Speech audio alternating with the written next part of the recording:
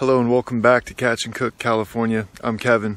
This is video number 11 in my new series, An Introduction to Freediving and Spearfishing California. This is the last week of the Bay Area Dungeness crab season, and so today, to finish it off, we're going to go for another Dungeness crab dive, and we're going to make a one-of-a-kind gourmet Dungeness crab ravioli. Let's go.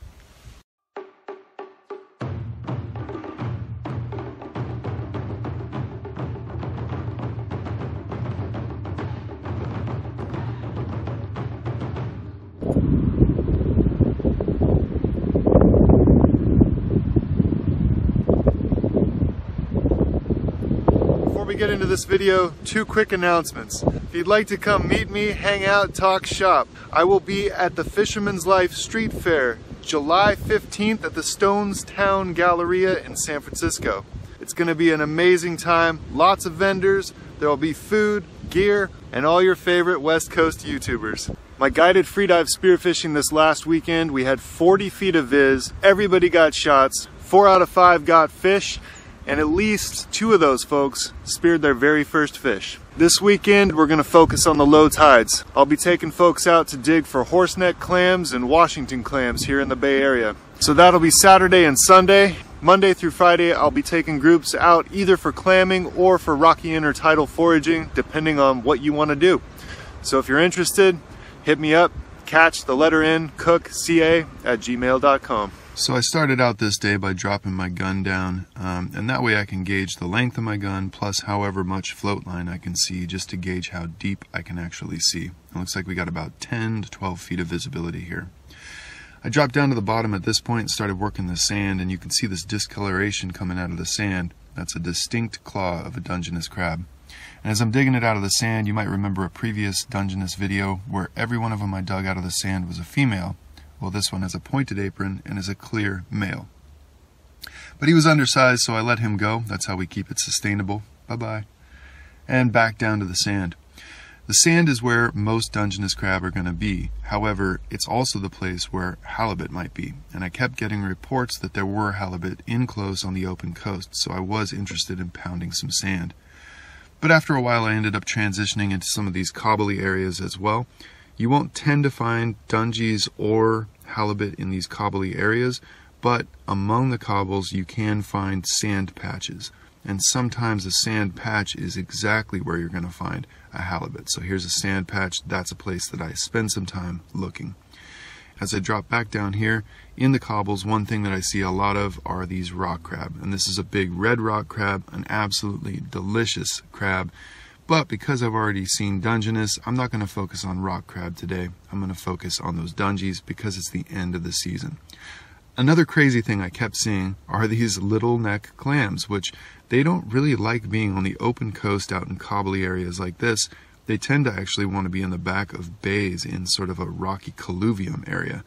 But I think on occasion their seeds, the young ones, get washed out into here and then grow to full maturity. Got me thinking that maybe a future free dive during the winter time for little neck clams might be in order. But this time of year, little necks are not safe to eat because you eat the entire clam, including the gut. So the only clams that are safe to eat this time of year are the larger species, where you remove the gut and the dark meat where the toxins may reside. At this point, I called my buddy Lee over. He had joined me this day for this dive because I had seen something in the sand, and I wanted to make sure Lee had the first opportunity. Lee's a fantastic diver. He could find his own crab, but at the same time, he's been working so much lately, and I saw the viz was good. I called him up, and I'm like, yo, this is probably going to be our last time to get a chance to get out for dungies. So when we got out here and I started seeing him, I called him over. I wanted to make sure he got the first drop.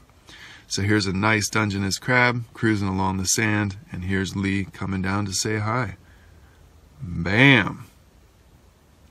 One dungie in the hand. There we go. So this is a male, and as Lee is gauging it, you can see he lost it for a second and it wrapped around and tried to get him. Dungies, they're not going to take your finger off like a rock crab could, but they will definitely take a chunk out of your hand, so you got to be careful. So Lee returned the favor a few minutes later and calls me over and says, there's 2 mating over here, you should come grab the male. Typically I don't try to disturb crabs while they're engaged in such activities. But this was the end of the season, and she will find another mate in about a week. So I grabbed this male. And I'm glad I did. This thing is huge. So I brought him to the surface and engaged him, and he was almost a gauge buster, an absolute beaut. Check out all that seaweed growing on his shell. That's a big old crab that's going to be delicious. And then a few minutes later, back down, there's another dungie. And what's crazy is, I don't know if you're noticing, but I'm finding these over the rocks. That's exactly where I said don't look for them. This is a weird trend that I noticed last year, and now I'm convinced there's something to it. The end of the season, for some reason, I find dungies over cobbles more than I find them over sand. Has anybody else noticed this? And if you have, why is that? That's so weird to me. Whenever I find them over cobbles, I'll find some of the young ones in there getting eaten by rock crab. So I don't understand what would draw them in, but if you have an idea, let me know. Some sea stars there, and this is me just cruising along working sand patches. I wasn't spending all my time on this dive trying to hunt for dungies. Really, I was hunting for halibut. But then I kept bumping into dungies, so hey, you know, I'll go for what I see. Opportunistic foraging, right? This guy was pretty wily. He was hard to get a hold of, but in the end, I got him. And remember, you just want to grab those back two legs, and that way they can't get a hold of you. What's up, Lee? So I gauged this one. He was a little small, but he was legal. So that's one more in the bag. 3 dungies in the bag for me right now. I think Lee's probably got 4. So I dropped my gun back down. It looked like visibility was improving, and it certainly was. Looks like we got about 18 feet at this point. So I started to transition out of the sand, out of those little cobbles, and into the more rocky, bouldery area, and started to first look for fish. And while I was seeing a few perch here and there, I wasn't seeing the schools of rockfish that I'd really come over for. On any normal day, I might just, you know, take a perch or maybe a single rockfish that I saw.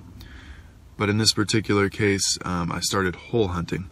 And as I'm dropping down to inspect this cave, I ended up finding a Pacific rock scallop on the bottom, totally free, not adhered to anything. That's very, very rare for a rock scallop. They're usually cemented to the rock and you got to pry them off. But he was alive and healthy, so he was coming with me.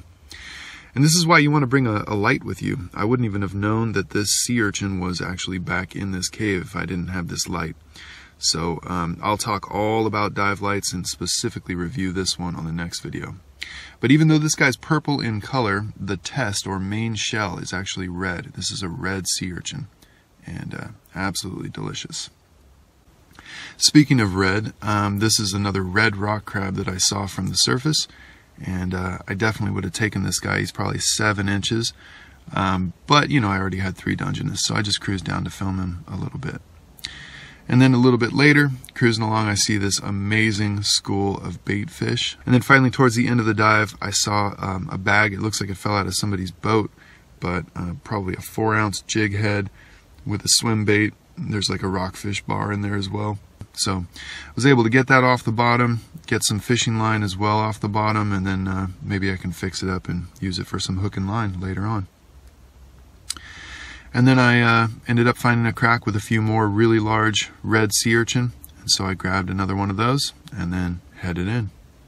Not a bad catch. 3 Dungeness crab, 1 scallop, and 2 massive red sea urchins, and Lee did not disappoint. The dude got 9. His limit is 10, but he got 9 Dungeness crab. He was super stoked.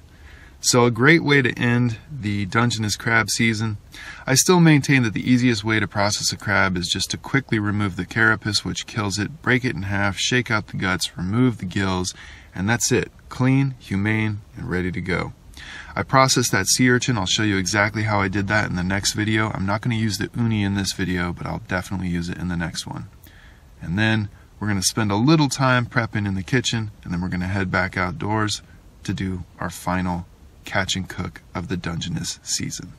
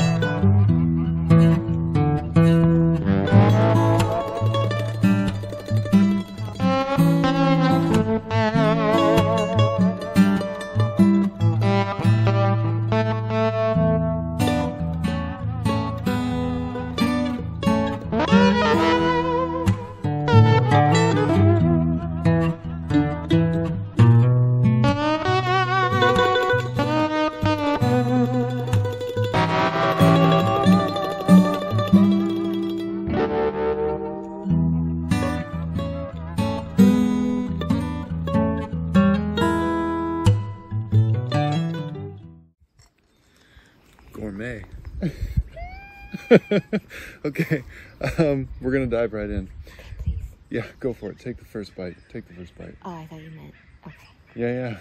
Get in there. Dungeness crab topped Dungeness crab ravioli. Sage butter, garlic, and chive. With oregano. Yeah? I'm going all in. Look at this.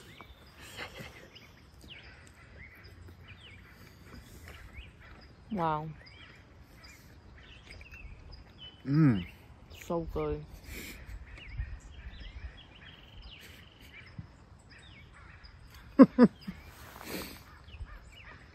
Mmm. Wow. We made that. Wow. Yes, we did. So this is incredible. As you saw, a true labor of love. But that is absolutely fantastic. I figure, you know, the very end of Dungeness crab season, go out with a bang. Mmm.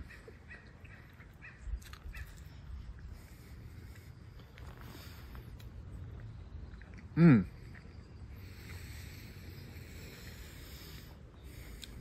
I love Dungies.